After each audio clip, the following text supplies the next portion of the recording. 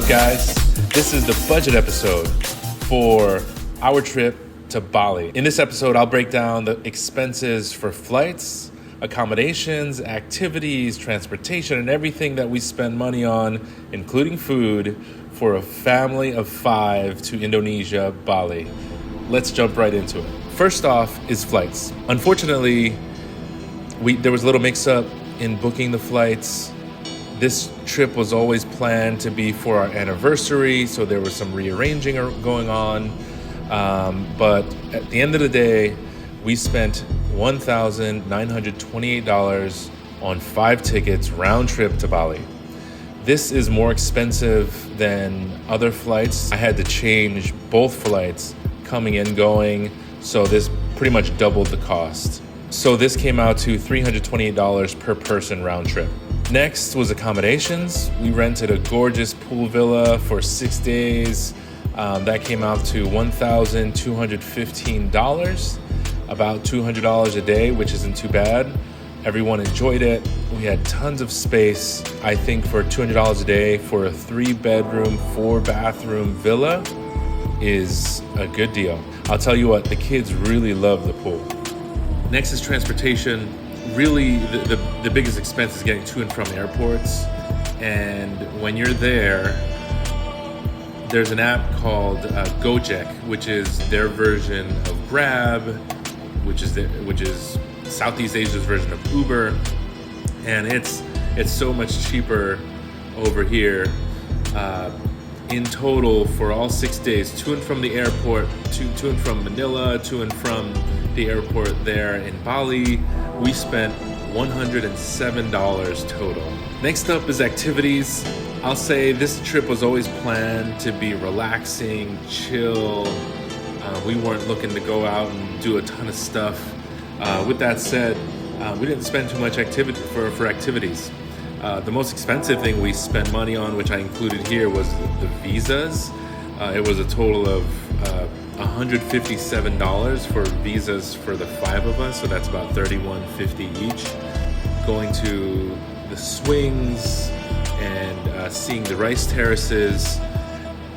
Also, we went to the temple, that temple on the side of the cliff, the Uluwatu temple, which was gorgeous. The only problem with the temple that day was it was scorching hot. It had to be 90 plus degrees, 200% humidity. But in total, for 5 days, including visas, our mobile data, swings, and the temple, we spent $281. Last but not least is food. What I'll say is, on a daily basis, this feels like the biggest hit, especially when you go eat at restaurants.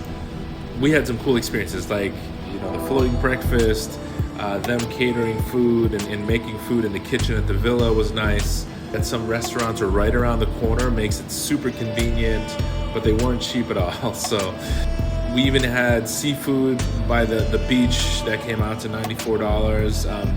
It was pretty good food, but again, this trip was about relaxing and really just soaking in time with the family, time with each other. We spent a total of $559. Right, this comes out to about $93 a day. For a family of 5, I don't think that's too crazy. Now in total, when you consider the price of flights, our Airbnb for 6 days, transportation, the activities that we did, and the food, total for a family trip to Bali comes out to $4,065. That's about $675 a day. And that price is probably $1,000 more expensive had I not goofed on the timing of the flights, right? So the flights, we have to travel within 30 days of our last travel because of our visa-free requirements in the Philippines. So I goofed on the timing, and that cost us basically the cost of an entire flight. So it would be closer to $3,000 total had I not made that mistake, but $4,000 all included for 6 days in Bali. That's how much it cost us. So thanks for tuning in, guys. Hopefully you find these helpful. If you haven't yet, hit that like button, subscribe when you get a second, and come along our next journey. We love sharing it with you guys. Thanks for all you guys who I meet along the way, and hopefully we'll see you around.